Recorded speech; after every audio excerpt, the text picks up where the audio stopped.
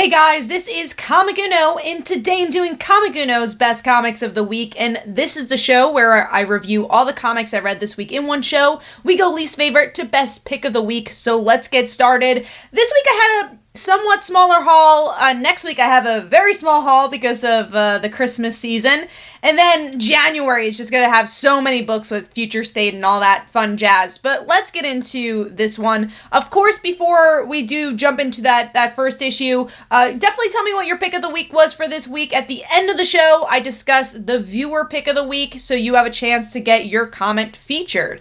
So yeah, we'd love to hear your thoughts. Now, getting into number 11, which is a book I guess I kind of got at whim, and that was New Mutants issue 14.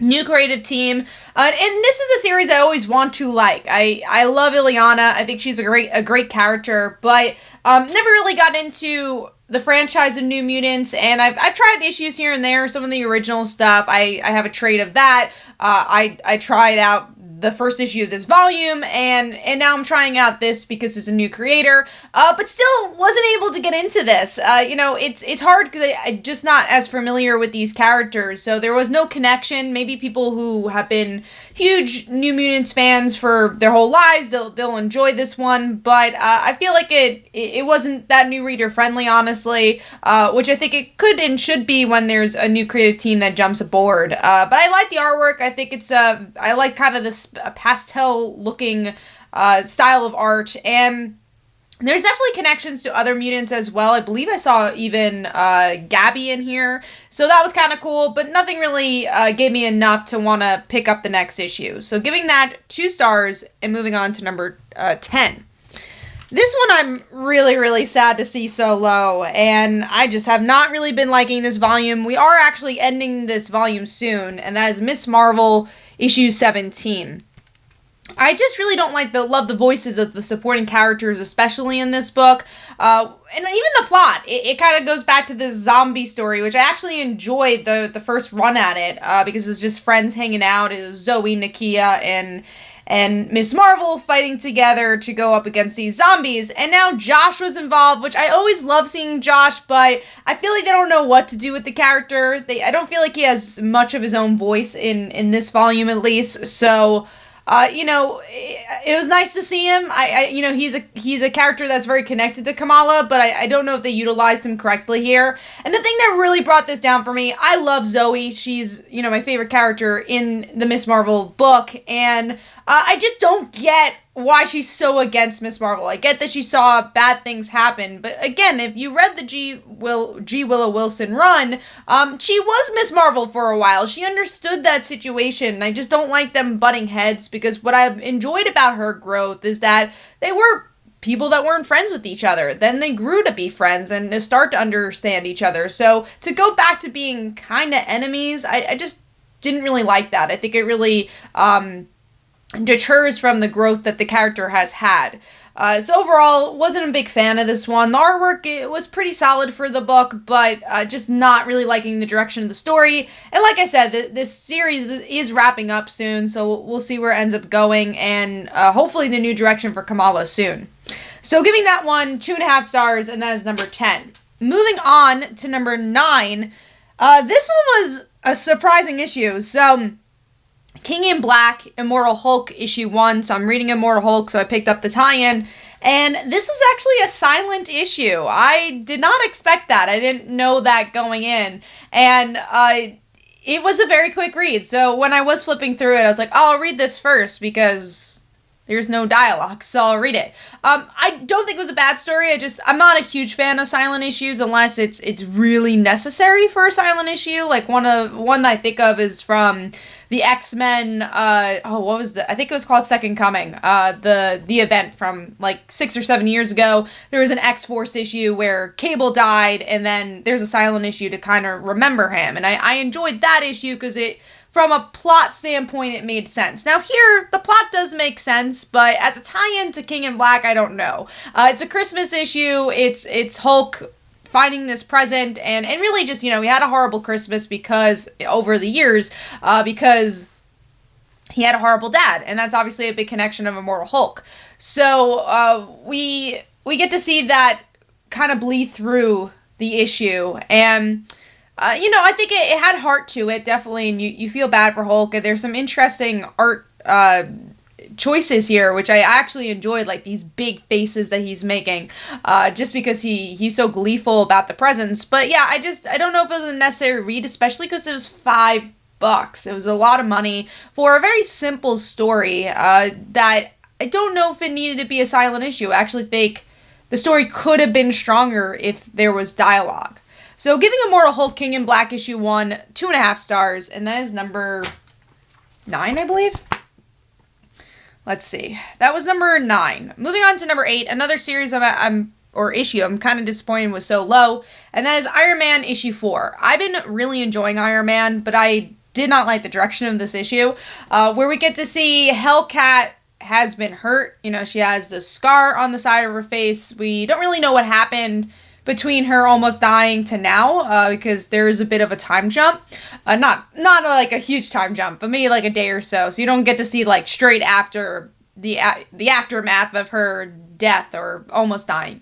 And we get to see Patsy and Iron Man hook up in this issue, which, I definitely think makes sense for the characters. Like, the place that they're in made sense. Hellcat is very broken right now. You can see that physically. And then Iron Man is going through a lot of stuff too. Rhodey has been kidnapped. So I got it from a story perspective, and I don't think it came out of left field, but I enjoyed their friendship, and I think that's what I really enjoyed about the first 3 issues, is that there wasn't any romance between the two. That could have, obviously, as you've seen, could have had an easy romance, especially, it's definitely Tony's type, right? It's the redheaded character. So I got it. Like, I think it made sense that they end up hooking up in this issue. Again, because I think in an emotional state that was really interesting, but they don't even really touch upon that in the issue. It's not really said like, oh man, I'm like, I feel bad. This is what's going on. Now we have sexual tension. They don't really jump into that. I feel like that would have made the scene maybe a little bit better, but yeah, I'm not a huge fan of putting those two together. I enjoyed their friendship and just seeing something different from Tony, because, again, as of recently, we've seen a lot of love interest from other Avengers characters. We just had it with Wasp as well, so it also feels a bit repetitive. Artwork was really good for this book, though. I love the art, and I guess whatever's going on with Patsy, because it looks like she's under control of the villain, so who even knows if that was really her decision that... I guess that she was in complete control right now of herself. So I'm curious to see what that connection is with the villain, because she's kind of taken over by the end. So I'm curious, like, what her mental state is after this, and if the villain will try controlling her. So yeah, Iron Man issue 4. It was an okay issue. I hope that issue 5 it goes in a different direction, but we will see. Again, artwork was really good for it, though. So giving that 3 stars, and that was number 8. Moving on to number 7, which is Batman issue 105. This was not my favorite arc of Batman. It's the Ghostmaker arc. I do think that the Ghostmaker friendship kind of was established too quickly. They're like, we don't like each other. We're going to fight. We should be buddies now. And that's kind of the issue. The stuff I liked and why this is higher, though, and what I have continued to like about this arc is Harley and Clown Hunter. So Clown Hunter, definitely, understandably, wants to kill Harley because, of everything that happened in his life. And then Harley feels she deserves it. And you really get to kind of see this more martyr, heroic moment from her. So I really like their dynamic, and that was definitely the best part of the issue. Artwork has been okay for the issue, this arc, I would say. Definitely seems stronger artwork for this run in particular. But overall, maybe a little bit of a forgettable issue, but I think the Harley Clown Hunter stuff really saved the issue for me, and I guess we'll see where the Ghostmaker stuff goes. So giving that 3 stars, and that's number 8, I believe. Maybe that was number 7. That was number 7. Moving on to number 6, a book I'm actually pleasantly surprised is higher than I expected, and that is Teen Titans Special Endless Winter issue 1.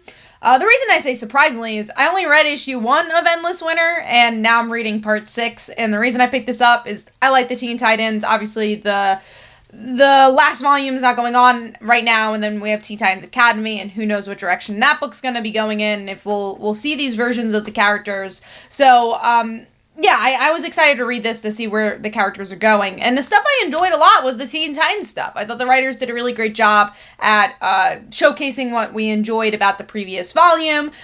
There's a lot of great character moments between really the whole team and them understanding how do we make up for our sins. And then you throw in Donna and Beast Boy, and it was a lot of fun. The stuff that obviously kind of makes it a little lower for me is I'm not reading Endless Winter. So the connection stuff, I was, not lost, but I was like, okay, I don't really care because I'm not reading the event. So, but I enjoyed the Teen Titans stuff, and I think that's hard in an event where it's like, okay, it's a Teen Titans title. Someone might just pick this up because it's Teen Titans related, but it's also an event. How do we make the people reading the event happy? And overall, I think they balanced it well enough in this issue. I don't know if there was any big moments for the event, but I liked it as a character issue. And the artwork was also really solid for this one. Stronger than that part one. There are some moments maybe there could be some detail in their faces, but overall I thought it worked out. So giving that 3.5 stars, and that is number 6. Moving on to number 5, which is Fantastic Four issue 27 with that Iron Man suit on the cover there. And I will say this issue is a little messy, but the stuff that they do tackle was really interesting. So we have all these people from, I guess, different multiverses. I don't know. I guess just people from space. Franklin has created them. They are overwhelming Yancey Street. So now the Fantastic Four are trying to deal with it. We do have some separate stories. Alicia and the Thing dealing with their kids. We have Johnny and his fiance having some issues, jealousy issues, I would say. And then, a lot of the plots that are just continuing, because we have Franklin dealing with not being a mutant, not having powers. And I like the Iron Man moment. There's definitely some other interesting stuff, a different villain showing up, cosmic villain who you think in the end, okay, they saved the day, and then they end up coming back. So that was super interesting. Artwork, solid. I really like the coloring for the book. I think it meshes well, especially for a more crowded issue.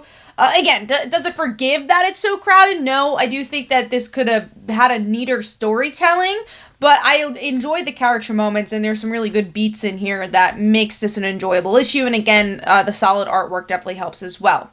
So Fantastic Four issue 27 gets 3.5 stars, and that is number 5. Moving on to number 4, which is The Immortal Hulk, issue 41. The Immortal Hulk, I don't think this issue was as good as the one-shot. It wasn't even a one-shot. It was the original Thing Hulk, Immortal Hulk battle, which might have been in Fantastic Four. I don't remember which issue it was, but this is a rematch. That's what the point was. I think the motivations of getting the Thing here were a little bit too easy. I would also even say it was a little bit too easy for the Thing to kind of forgive Hulk. I get it because he kind of hurt him. He's like, oh my god, I'm sorry.